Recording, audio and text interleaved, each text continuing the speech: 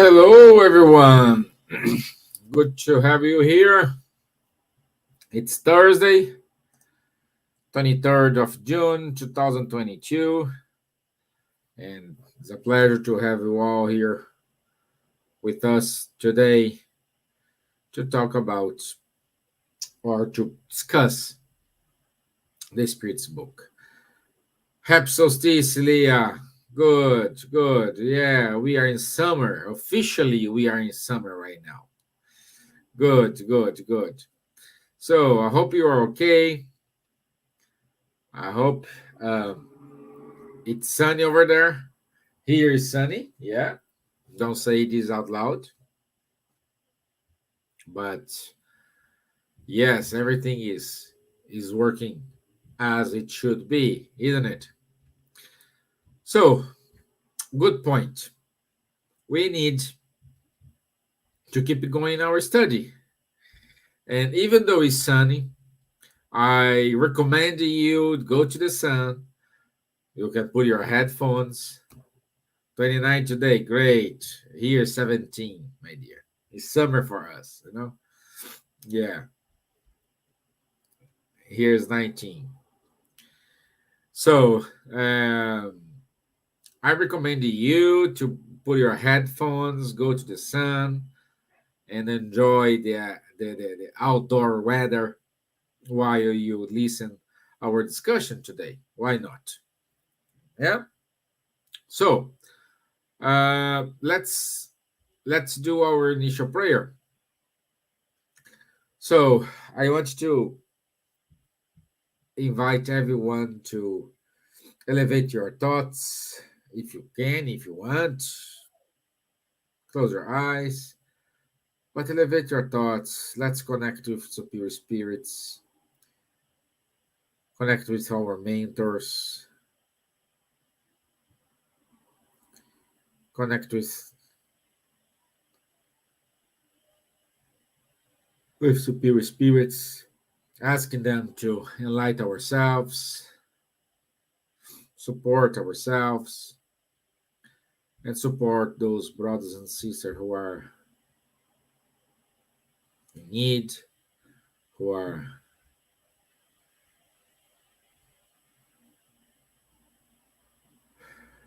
desperate. So be it. Amen. Okay. So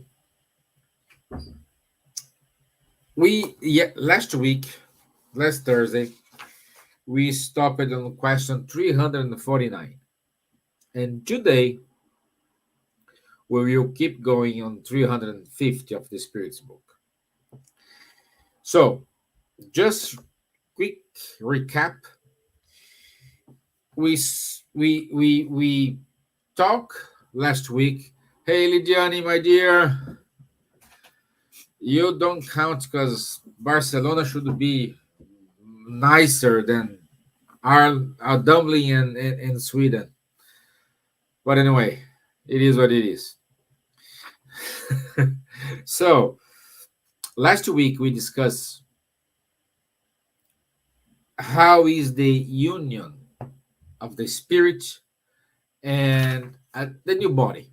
Okay, and we learned that the the the spirit attached to uh, the new being at the moment of conception. At the moment of conception. So at the moment when the spermatozoid and the egg get together, we have a spirit attached, not a spirit inside the egg, let's say, because this is physics law. Two things, two bodies don't occupy the same space at the same time. So a spirit cannot be inside another spirit. So the connection is this new spirit probably is beside mom, connected by like the umbilical cord, like a kind of umbilical cord. Okay, same thing. Same thing. Okay?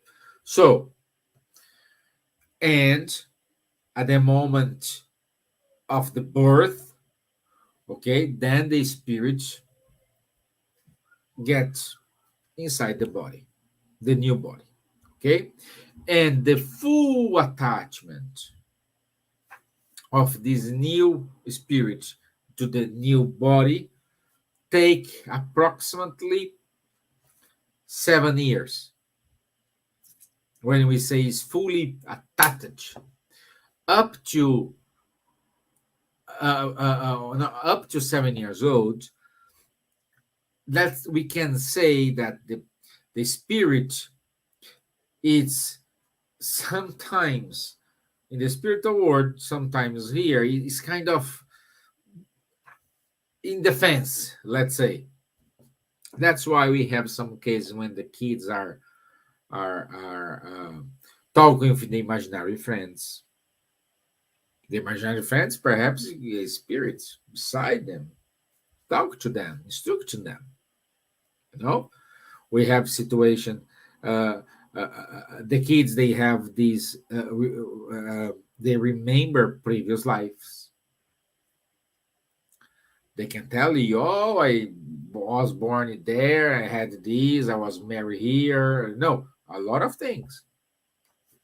So, what I can say, it's up to 7 years. This is very common.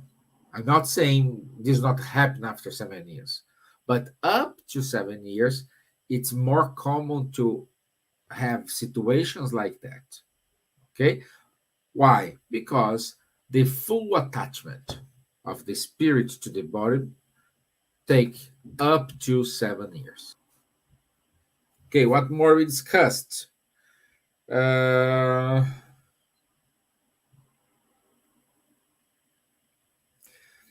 like we said, oh, can a spirit just passed away? The body passed away, the spirit returned to the spiritual world. Can a spirit reincarnate like automatically? This may happen. Is not normal, is not usual, but this may happen. Okay? This may happen if it's necessary. Okay? But usually, in a standard, let's say, in a standard process, the spirit returns to the spiritual world. Then this spirit will understand what happened, will kind of make a review of his life, what he have done, things to improve, what goals he achieved, what need to be fixed, what needs to be improved, what don't need to be fixed, what cases of success. So he will measure all these things, and then he will work on it. The spirit will work on it in order to improve. Oh, I see I needed to be a better, I need to work my selfishness.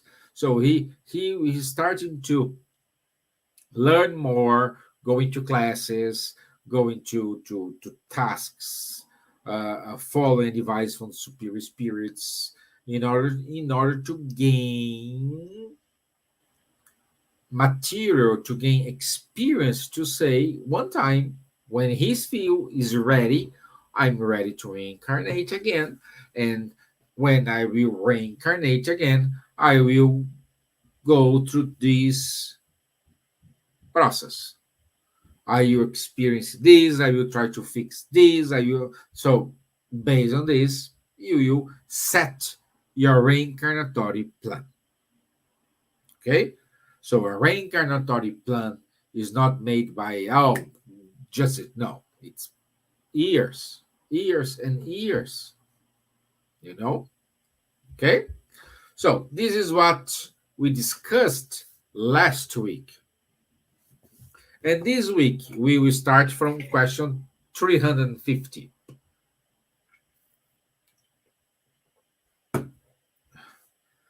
Question 350. once united to the body of an infant, and therefore no longer able to talk, to balk at it, do spirits sometimes regret the choice made? No, go. I can't regret. Oh my gosh! The spirits say there is no. They can. They can don't like the life, but that is not a kind of regret thing. Why is not a regret? Because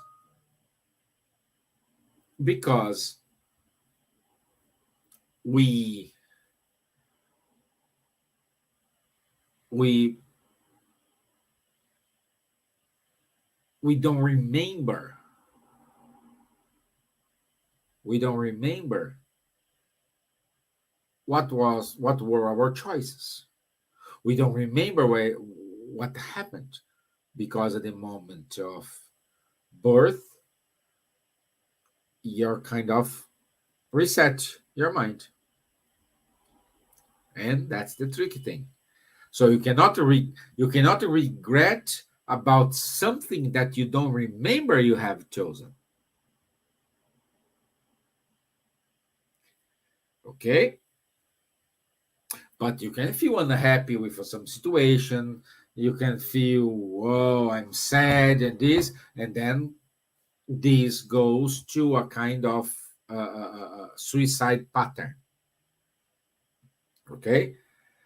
Um, we can go to question here 943 of the Spirit's book, and can say what is the cause of wearing of life which takes hold of certain individuals without any apparent reason, like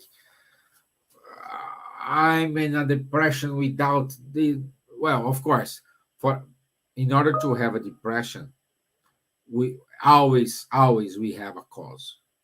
Always. Even though you say, I don't know why I'm sad, there is a cause. Okay?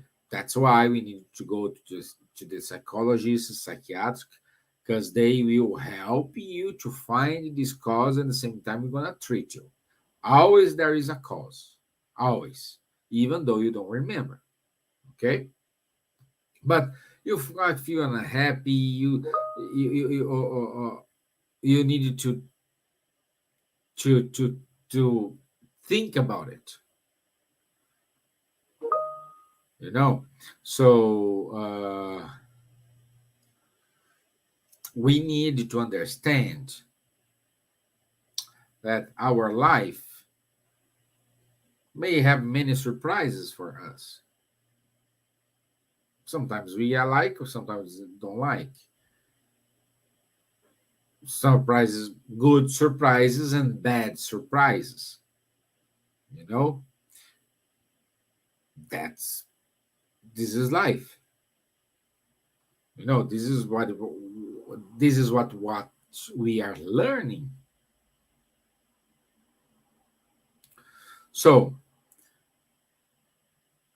what are you gonna do here? A spirit, they will not regret, but they can say, I'm done, and it's done. And he will need to suffer the consequences of being a suicide person. Because instead of evolve, he didn't evolve. Okay? Okay, so cost also there's a connection with question 259. 259, 259, 259, 259, 259, 259.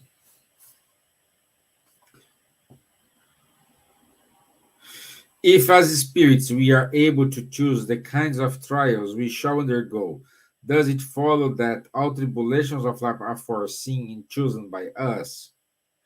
So, That's a good question, because if we are not happy with the things that happen to us, we needed to say, oh, this is not a punishment. I may have to go this way here, or I need to face whatever challenge I have. I need to face it. So there is no excuse to a person commit a suicide. They go to the suicide pattern because they don't see any way out, and killing themselves, it's a kind of, okay, I will stop this pain, I will stop this suffering, I will stop this nonsense thing. Okay, but because they cannot see it. Again, this is why the importance of psychologists, psychiatrists, friends, healings, all these together, in order to be able to not to reset, in order to open this person who is thinking about suicide mind. They're gonna open their mind in order to see a way out. Because a psychiatric or a psychologist, they will not suggest you, oh, you need to do this. No, they will walk you through your own thoughts, and you will find a way out. Okay? And even though, if in your reincarnatory plan you decided to choose a type of suffering, a problem, it's because you are able to handle it. A lot of spirits, when they prepare the reincarnatory plan, they are advised by their mentors, hey, calm down, because I think here is too much for you.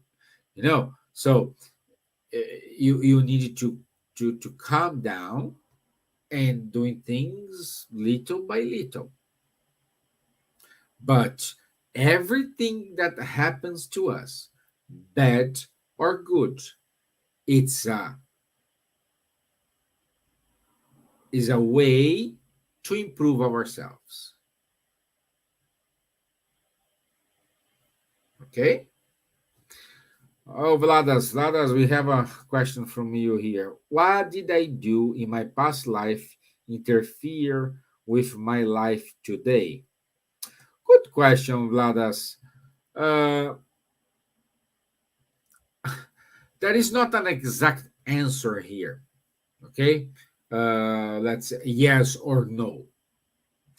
I would say to you that what you did in your past life,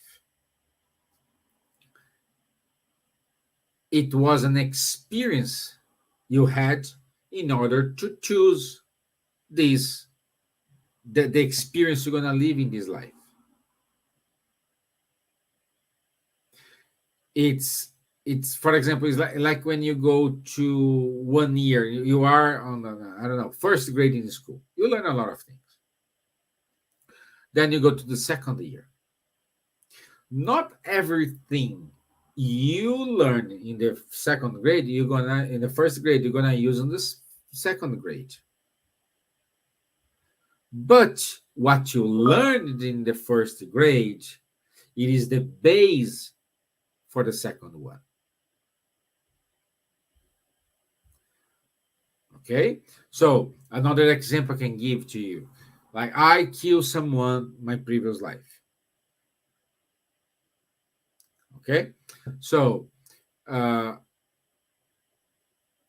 let's say I have an argument, and this happened, it shouldn't happen, of course. But when I return to the spiritual world, I, I can see that my reasons doesn't make any sense. Why to have done that thing. Probably I will know the truth, you know, and because of that, I can say, okay, I need to prepare my reincarnatory plan. So it's not because you kill someone in your previous life, someone need to kill you this life. Of course, we have the presence of the spirit who was killed. No, the person was killed. Try to have a vengeance from you. So this is a obsession pattern is a different story here. They not interfere in your life here.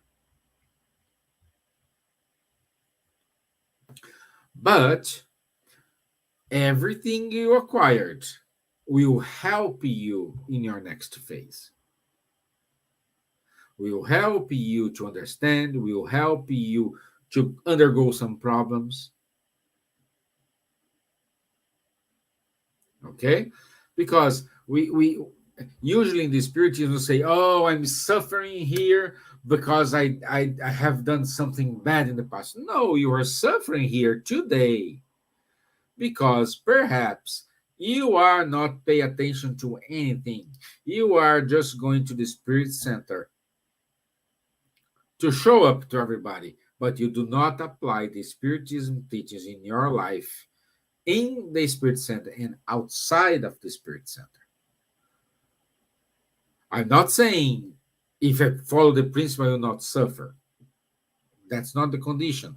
What I'm saying here, the spiritism teachings will help you perhaps do not go to a suicide pattern. Oh, but it's very, yeah, it is. Calm down. Let's trust. Do your part. Let the good spirits help you. Let's things moving as it should be. You know, it's like that prayer. I will try to hear. God give me strength to. I go. Let me see. God. Let me see.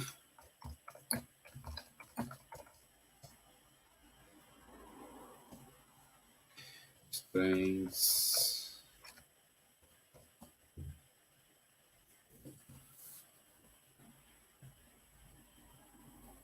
No. Don't come up here.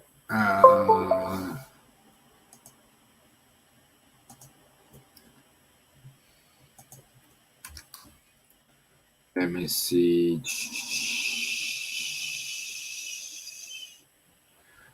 Accepting. Accept. Yeah. Yeah, that's the what I'm looking for here. God grant me the serenity to accept things I cannot change, courage to change things I can, and the wisdom to know the difference. So that's the mission of a spiritist teachings, giving you serenity to accept things I cannot change, courage to change things you can change, and wisdom to know the difference. Because a lot of times we spend years try to change something, and I cannot change. I cannot change, and I don't understand this.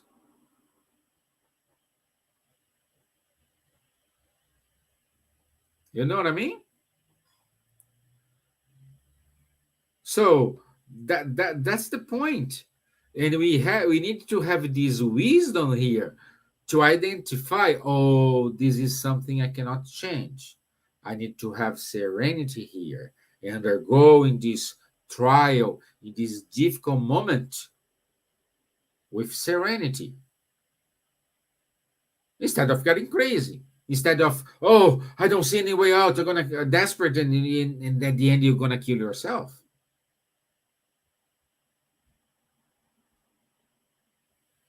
This is being Spiritism. No, and again, guys, Spiritism, Catholic, and other kind of religions, or even though those who are not religious, they need this serenity to go to things they cannot change.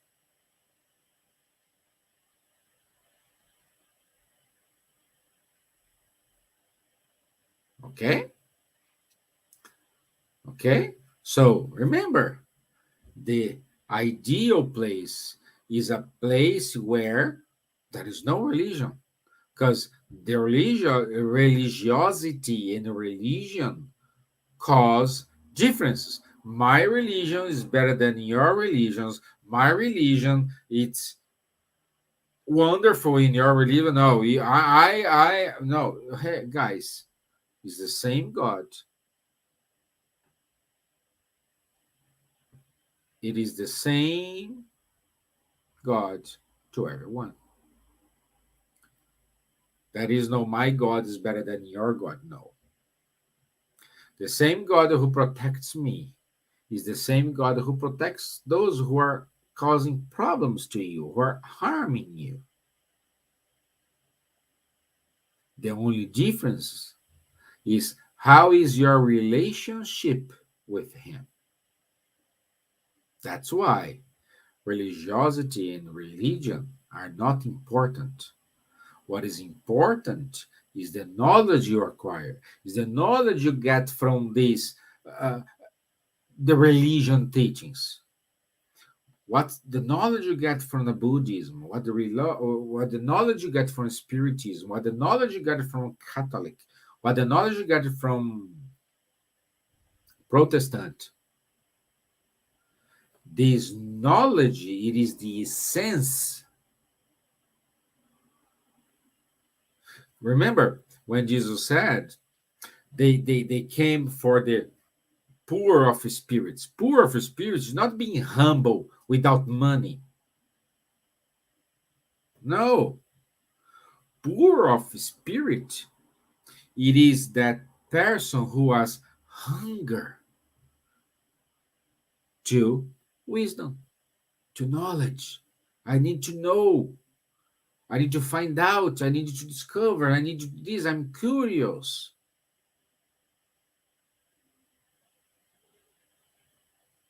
This is one of the reasons why always Jesus gave attention to those poor of spirits, to mostly the time those people who are on the streets, and not those who are in the temple wearing nice suits, where he kind of fight when he was at the temple, fighting with those who had the mouth to say a lot of good things, the right things, but inside of them, they do not practice that. So this is the meaning of poor spirits, is those who are thirsty of the lived water. They are thirsty for information. They are thirsty for getting to know. They want to listen to you. And this is, and why they are eager? Because they want to feed exactly this window, this wisdom to differentiate things I can change, things I cannot change. I need to accept because I cannot change, and there we go.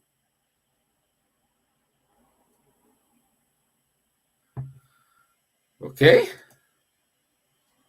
Hope you're okay, guys.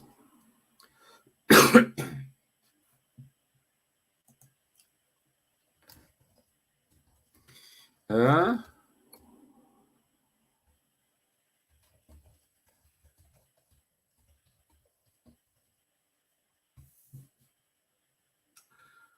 so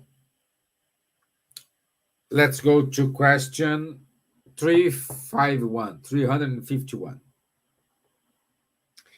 In the interval between conception and birth, do spirits enjoy all their faculties?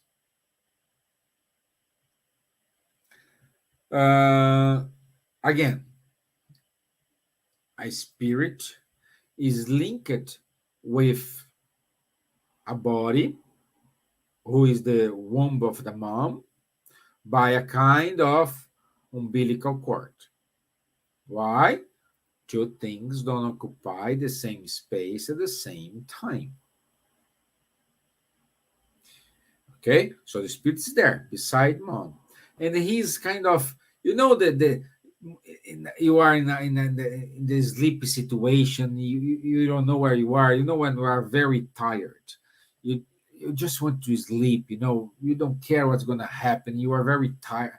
It's more or less, and of course they do have access to their faculties because they were not reincarnated yet.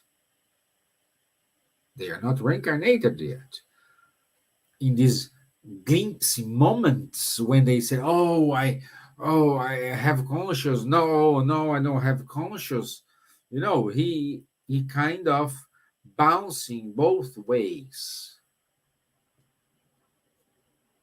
Okay. However, when the moment of the birth, it is the moment when you say, okay, lose your faculties. Let's like a reset button. You know what I mean? They just touch the reset button and then you're born. The only difference, this reset button, they will not delete everything. They will kind of archive previous experiences, and then you have a new body, a new brain, a new life to acquire knowledge, to acquire wisdom, to acquire this wisdom. Okay? So it's a new life. Yeah? Next one. At the moment of birth, do spirits immediately recover the full possession of their faculties? For this, we needed to think about how it happens in our mind. In the book, The Greatest Word, psychographed by Chico Xavier and dictated by the spirit André Luiz. André Luiz dedicated an entire chapter to talk about mental house. And this is very, very important for us to understand how works this mental house. Let me see. I think I gave a talk about this mental house, and I prepared a slide with this, and I think this is the right moment to show this. Let me see.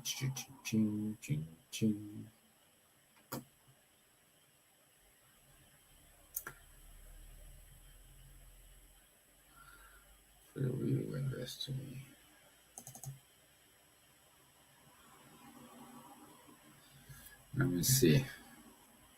I think I found it.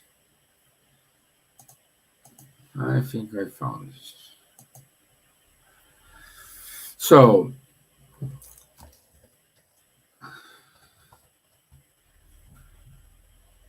let me see.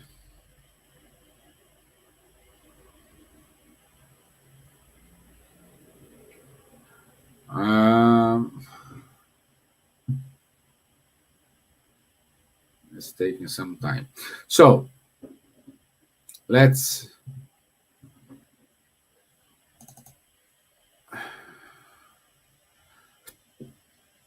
So, what's the mental house?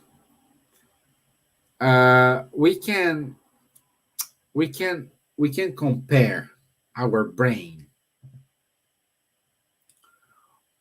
I found it. Let me put it here.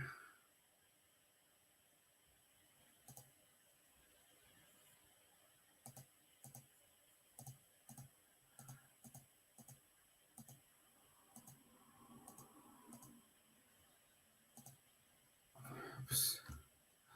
Let me share my screen here.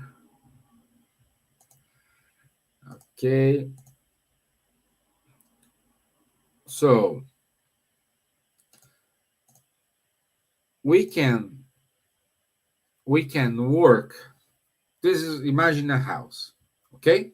The house, mainly the house, is divided in three parts: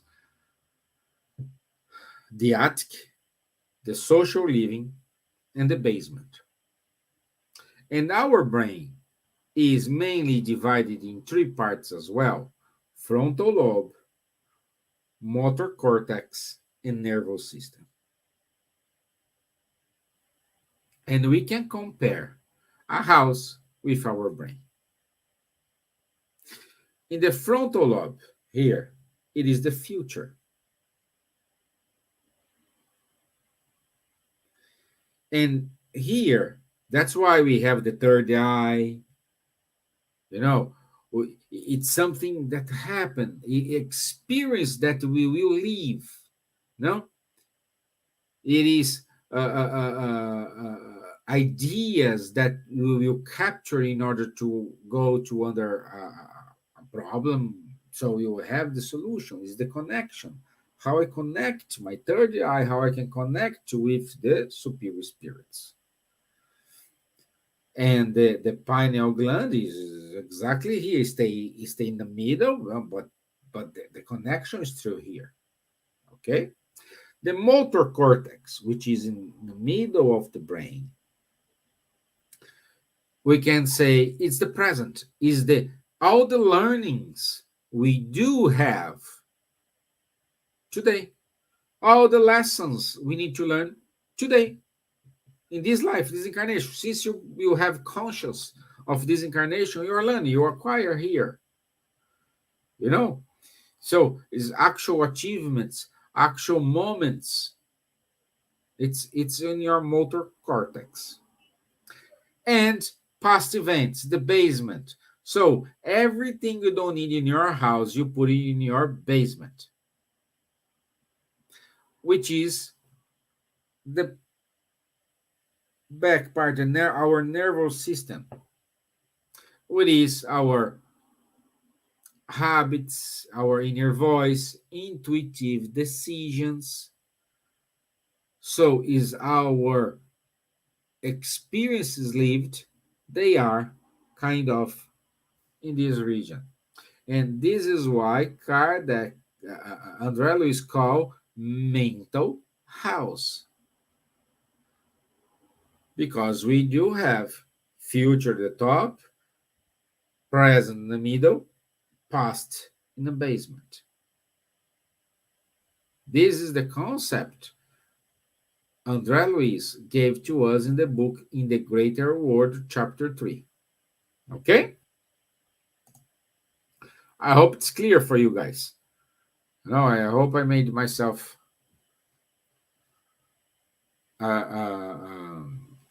clear to explain this to you. Let's go. How can, as the union of spirit with the body is not complete and definitely consummated until after birth, can the fetus be considered as having a soul?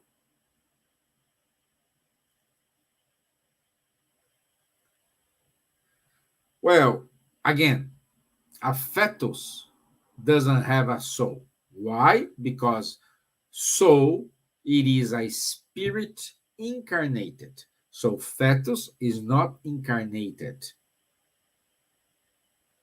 Okay? But does a fetus have a spirit? Yes. a spirit is connected to that fetus. Okay? And what happened? There's more question. What happened when a mom is pregnant and she gives a birth with the fetus is dead? Does it have a spirit connect to them? Depends. When a mom gives birth to a baby who born dead, or who will die hours, minutes after birth, mainly speaking, the proof here, the trial here, is not for the baby, is for the parents. The parents need that experience to fix something, to learn a lesson, many reasons. But sometimes a mom can be pregnant because the union of the egg and the spermatozoid and form a fetus is mechanical thing. Is organic thing, not mechanical. Is organic thing. Okay, and I may not have a spirit attached to that fetus because the mom and dad needed to have that experience. And of course, since we do not have a spirit connected with that fetus, the fetus will not live. Full stop. Full stop. It's like a car. The car will only move if you turn on the car and you drive the car. Otherwise, the car is a machine parked there waiting for someone to drive. The organic body is a machine, organic machine, parked there waiting a spirit to command them.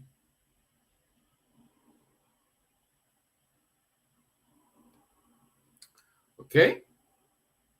Am I confusing you? Are you still alive there?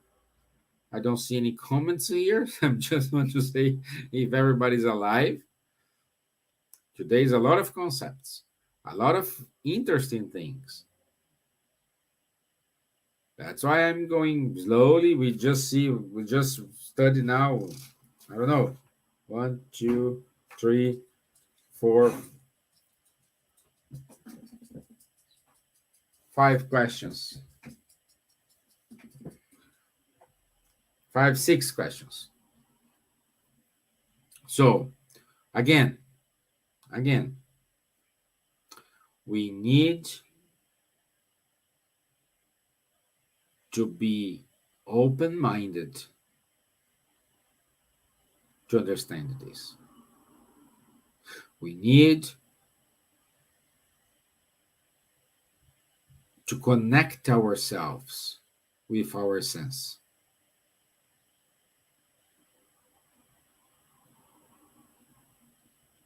Thank you, Leah. Thank you. Very clear to me. Thank you. Thank you. Okay. So, let me see.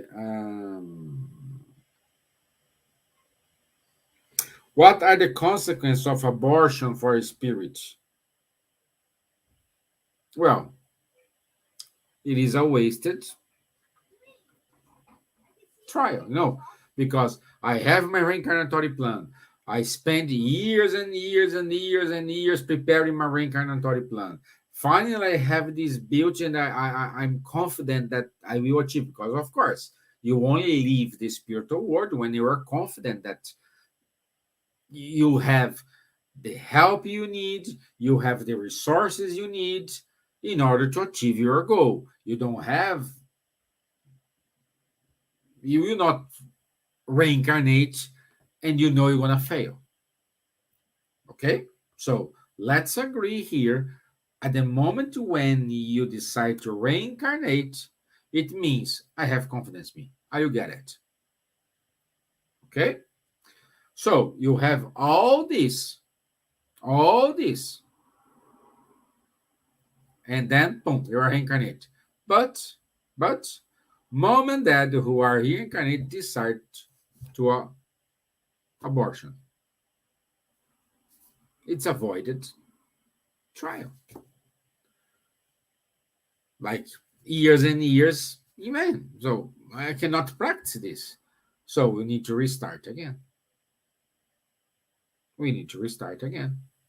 And by the way, depends in some cases, this spirit who was aborted, they may become an obsessor as well.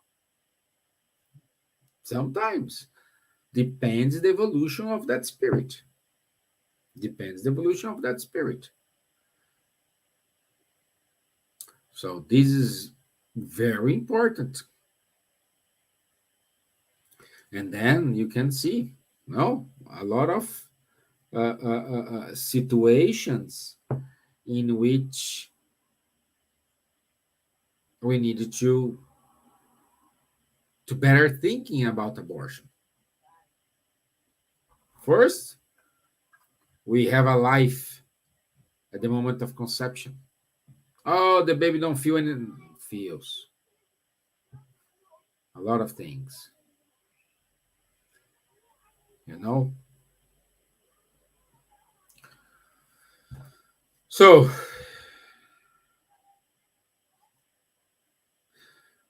is induced abortion a crime regardless of how far into the pregnancy it occurs?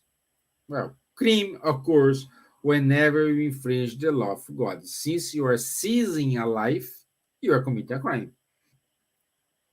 Full stop. Full stop.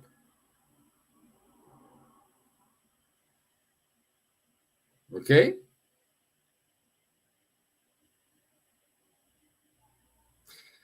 Uh, it is rational to treat the fetus with the same respect as the body of an infant who has lived. Of course.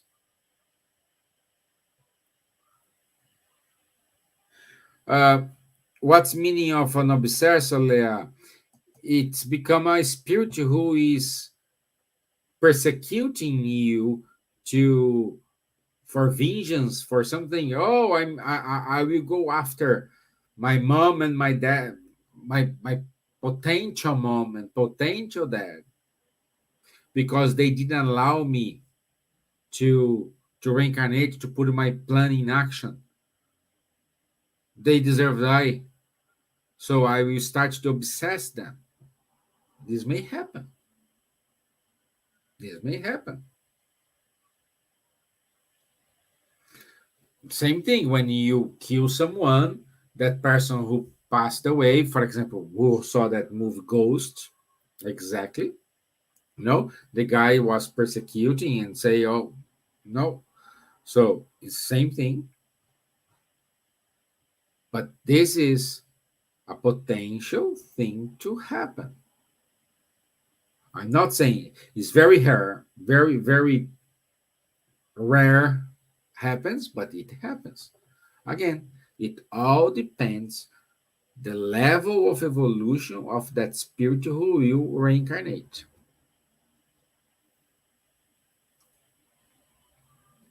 Okay?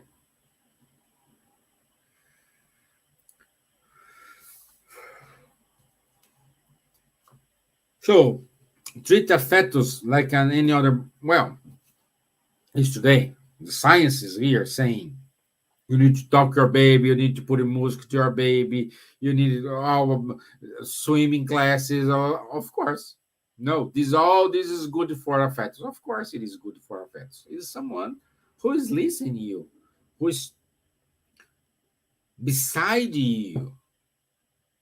So, of course, we need to treat it the same way. It is a being, a human being there. It is a fetus, our organic body, with a spirit attached to them. When this fetus, when this baby born, then we don't have a spirit attached anymore. Then we will have a soul in that spirit. That's the main difference. Okay? And with this, we cease question 360, and we start next week, question 361. Next week, 361. Okay? I hope you like it. I hope you understood. I hope it was clear. Leah said it was clear, so thank you. It was good to see you online, Elidiane. I hope we see each other in the future. Ladas, thank you for your question. Leah, thank you for your messages, your questions, your doubts, your presence. Thank you very much for all your help. Okay? So we have more people here, but they didn't write or send anything, so I cannot have the names. But I would like to invite everyone to do the final prayer. So if you can, let's say thank you for this moment we spent together, in which I could learn, in which you could listen me. Unfortunately, this is not a dialogue, it's just I am talking here. But in certain way, with your questions, with your comments, we try to make this a nice conversation. I hope these good spirits give you a wonderful time, a wonderful rest of the evening and day. And I hope to see you all next Sunday. Next Sunday is my talk, and next Thursday. So be it. Amen. Thank you, my friends. I wish you all a wonderful time. I want to thank you, Leah, for being here as well. Okay? Thank you. Greetings. Enjoy the summer. Bye bye.